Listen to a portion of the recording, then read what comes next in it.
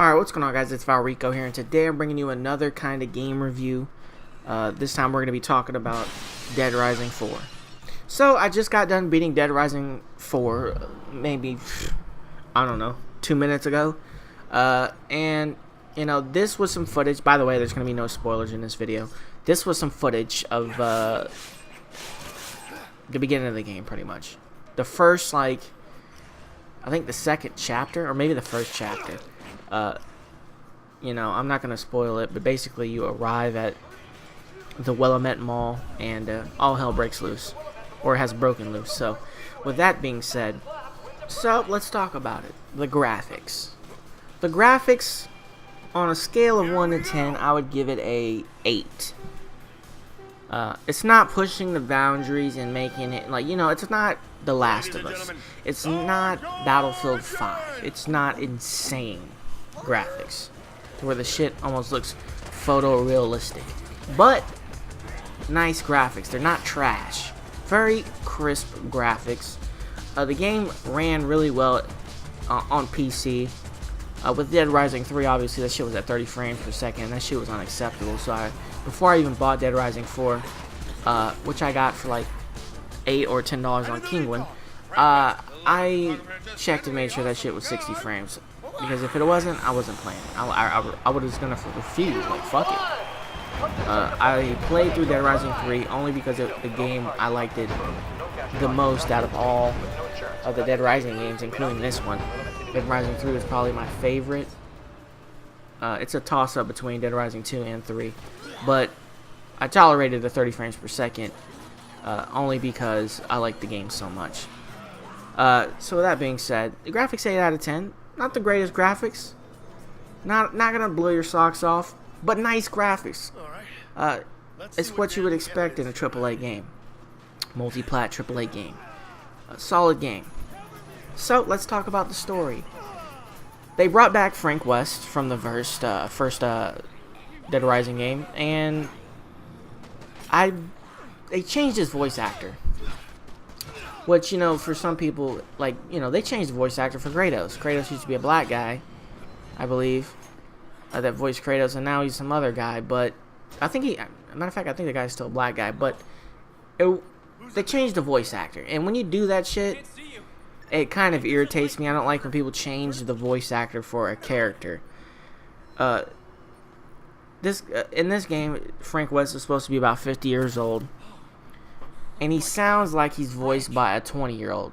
Trying to say hot jokes, trying to be clever, trying to be cute. And I really didn't like all the jokey jokes. It reminded me of Watch Dogs 2. I like the first Watch Dogs better. Why? Because it was a bit more serious.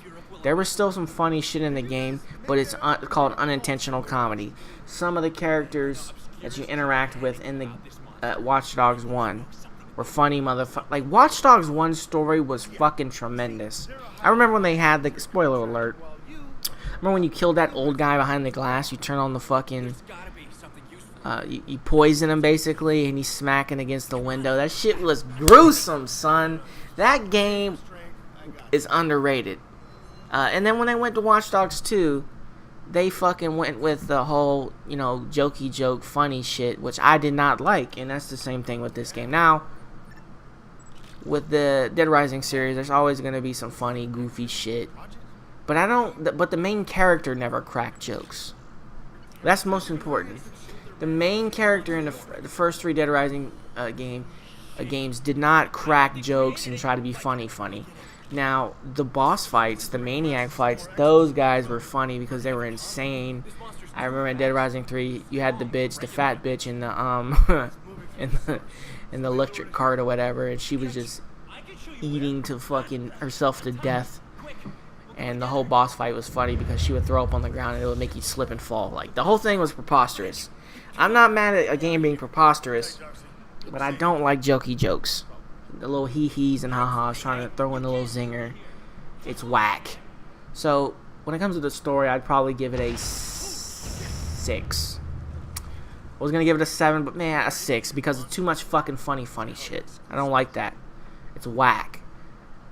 And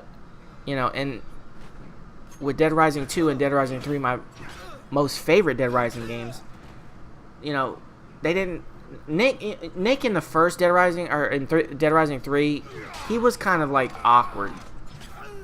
He didn't really know how to react to some of these bosses, which should be the way you react. This bitch is eating herself to death, and she's riding on an electric scooter and throwing up on the ground. Of course, you're going to be like, what the fuck? That was his reaction to most of the boss fights.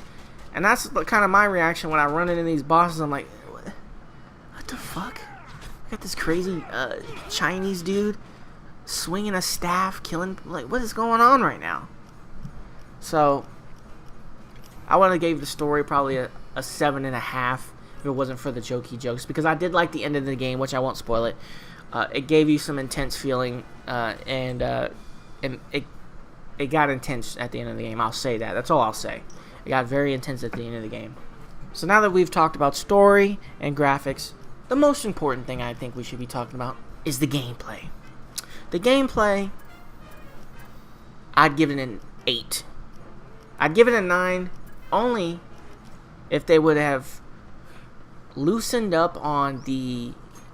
Like, there's a lock-on situation, okay? So, like, when you swing a stick right here, like, watch, you'll see right here, he kind of, like, that's not even me controlling the controller. I press X to, you know, hit somebody with the stick or whatever, and when you swing it, it just locks you onto it and kind of, like, it magnetizes you to the enemy, which I don't like, because it would throw me off, and it's especially bad when you're fighting hordes of zombies.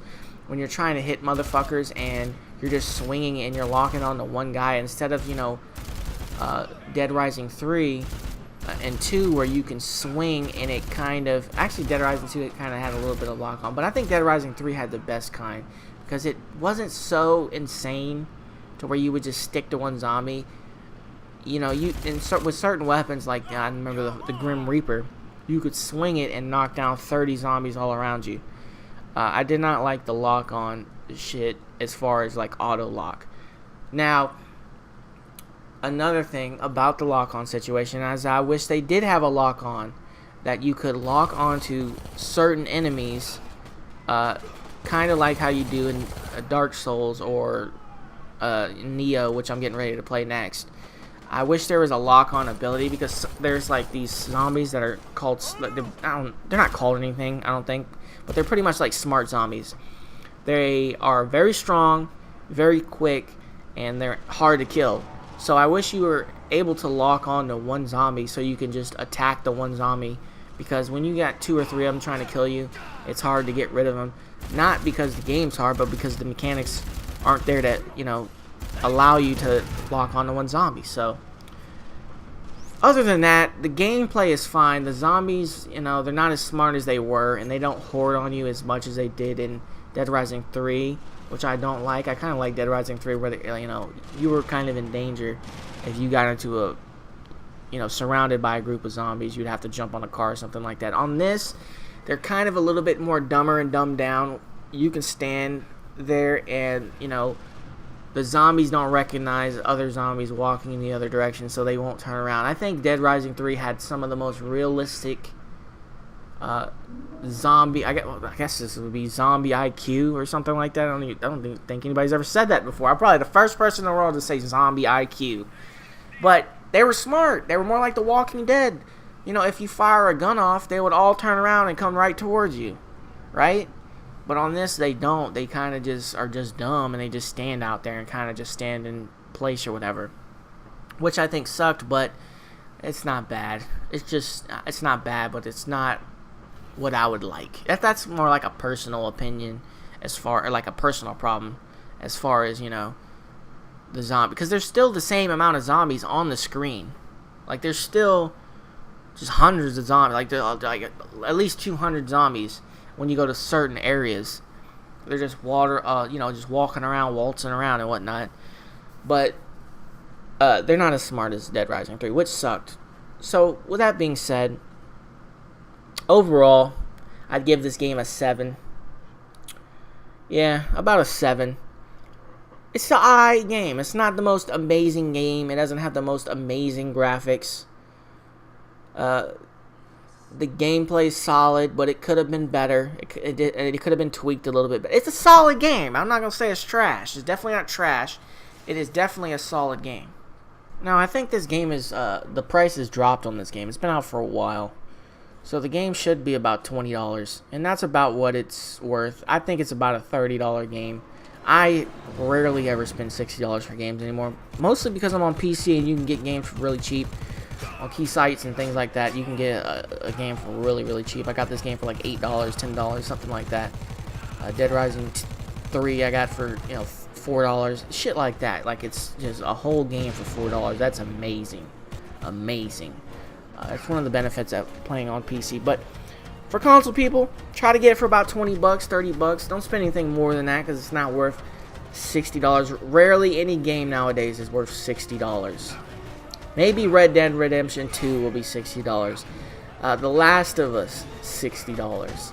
But other than that, there ain't nothing that's coming out that's gonna, you know, recently or in the future that's gonna be $60.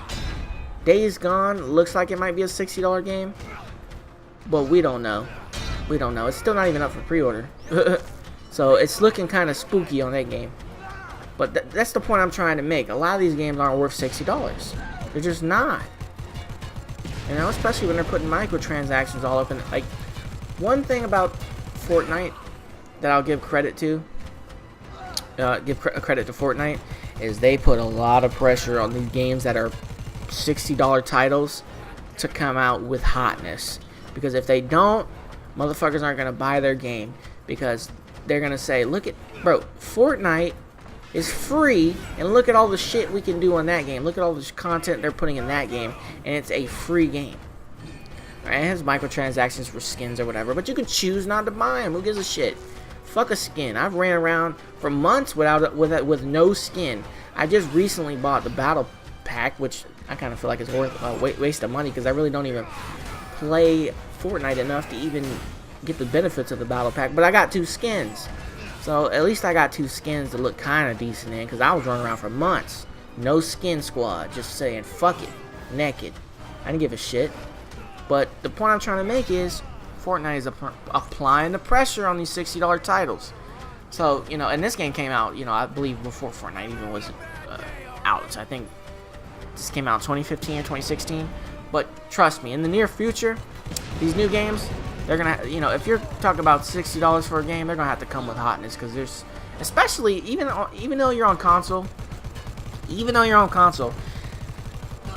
most of the time, 2 weeks after a game comes out, it's already dropped to $40 on PlayStation, whatever, 2K, Madden, it's already dropped to $40 at like Best Buy and shit like that. I just refuse to pay $60 for a game now. Because it's not like back in the day when games would come out with a whole lot of, like, San Andreas. That's a specific one because I spent a lot of hours on that game.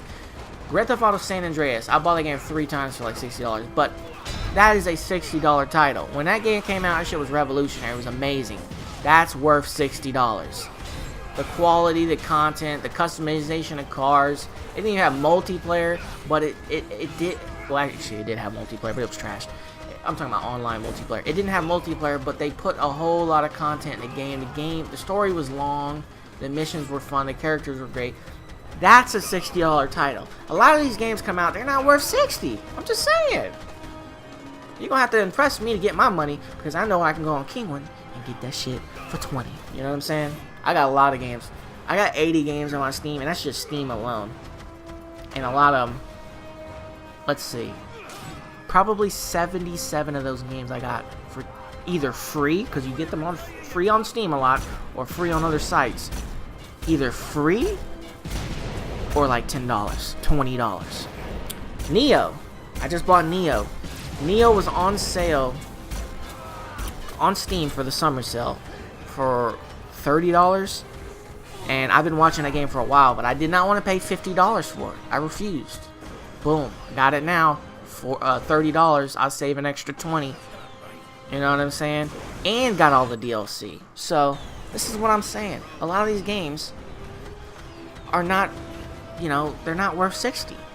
But this game was solid. It's a solid $20 to $30 game.